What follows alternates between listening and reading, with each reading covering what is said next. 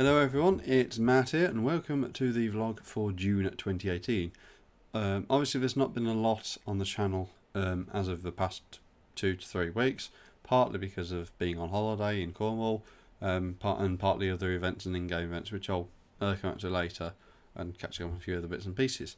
The most important thing I ought to point out, and this is a very sort of like getting quick, is that tomorrow, Sunday, is the Brick Central registered or recognised LUGs quarterly meetup in Milton Keynes. We're meeting up at 11 o'clock outside the Lego store, so you know, if you fancy coming along and you've got the time, you know, feel free. There's plenty of us. We'll be easily seen wearing all the Lego shirts, etc. The next video that I'm probably going to do for the channel, with the exception of any haul videos as in actual mainstream content, not hauls, will probably be the update for the Brickliner.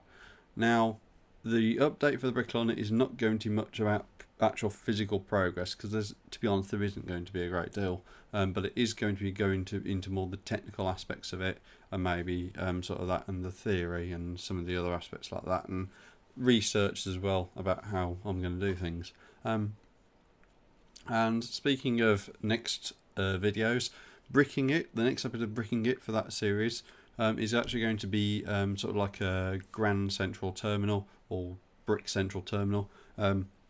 It's essentially going to be about building a really big, grandiose terminal, which Americans are quite famous for. So, like Grand Central in New York, Buffalo Terminal as well. It's got a famous sort of like big arch one. And it's going to go into how I'd integrate that and build it and the peripheries around it and that sort of thing. And that's going to be quite an in-depth video, because it's going to be about the operation of the terminal, how it would work in real life and that sort of thing as well. That'll be probably about 3-4 days away at the minimum, because obviously I've got to do a bit of research on it and find some good pictures and that sort of thing.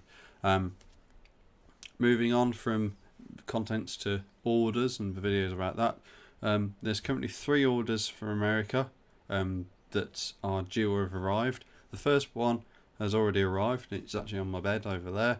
I'll be able to do a little haul video about that fairly soon, probably this evening if I'm able to, and then edit it, possibly upload it first thing tomorrow morning, pending what I can do.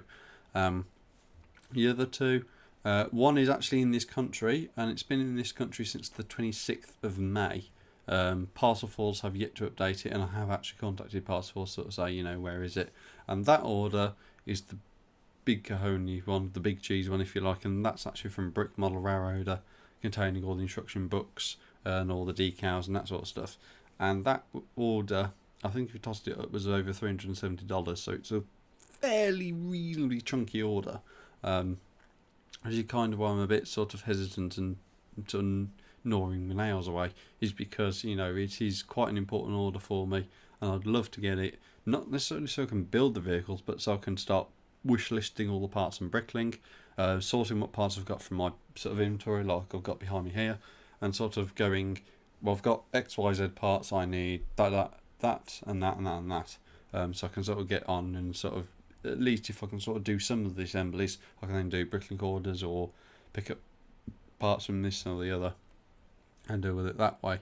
The final order from America is actually one from a forum website called Anime for the Win. And you may not have heard of it, and if you look for it now, you probably won't find it. Anime for the Win was a anime streaming site similar to Kiss Anime and several sites like that. And unfortunately, they never got enough revenue after a DDoS attack to actually, they had suffered quite a bad DDoS attack. And it turned out it was actually someone who was unhappy with the way it was operating and not giving credit to the subgroups and various other bits and pieces. And they lost quite a lot of revenue because of that, because obviously they weren't getting the views while they were down with the DDoS to actually go and sort of earn revenue to support the servers and do that sort of thing. So in the end they went to a Patreon model, and then after a couple of months of that they still couldn't do it, so they essentially sort of said, you know, we're going to close down, you know, this is the last day is going to be such and such, and that was the end of that. and as part of the final closing, they sort of offered a hard drive full of all the anime they'd got, and on some of the merch they'd done as well over the years. They're doing special deals on that. So I've ordered a hard drive and some of the special stuff, and that originally went through on the order from the IRC, because the IRC actually owned sort of like the servers and that sort of stuff that Anime for the Win was using, and some of the staff were shared across them as well. And there's been a bit of back and forth between me and Robot Man, who you may know as Brad, and it's essentially sort of the lines of, I'm just waiting for the invoice to pay for the extra shipping I'll need because of the weight of everything. And he sort of went, I'll send you the inventory. This was going back a couple of months ago for our system.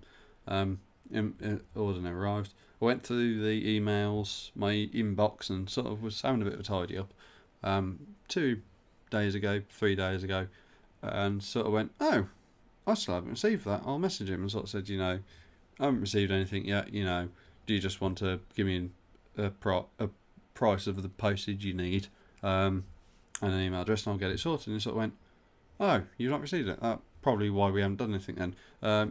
Send $45 to this email address and we'll get it sorted.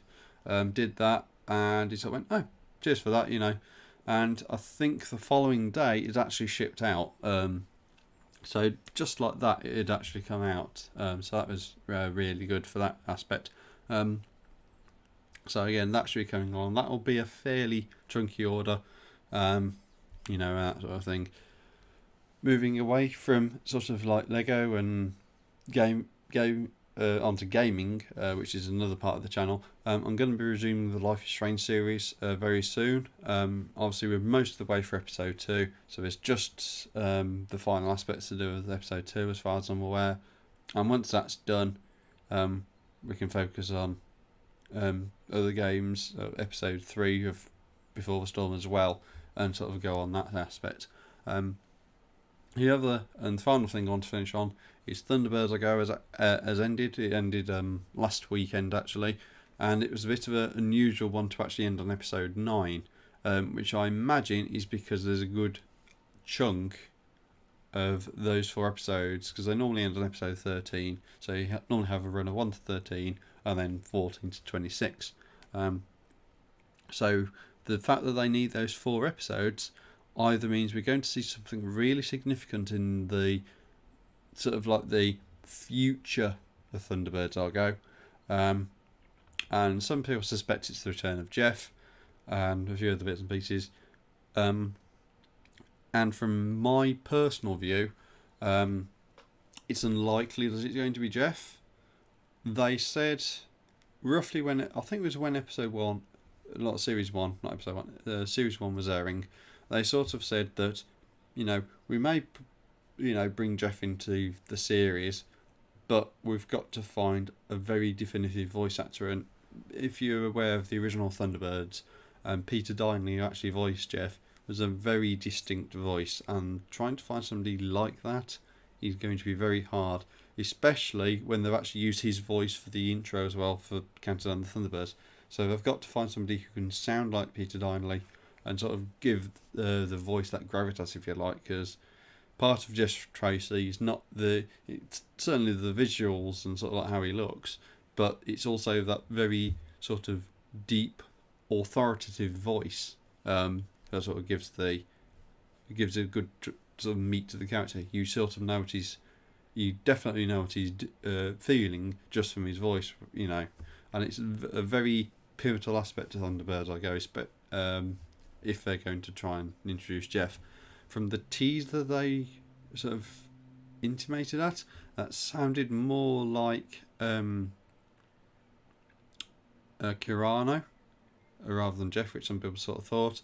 And it could be anything, but it's definitely a hark back to either previous stuff in Thunderbirds Are Go or the actual individual series. So it could be anything, as far as I'm aware. So that's it for the vlog update for June. So there's definitely more content coming. I've just got to sort of like find sort of like time to do it, and obviously the time to process it and all that sort of stuff. So that's it from this update, and hope you'll see more content on the channel. very soon.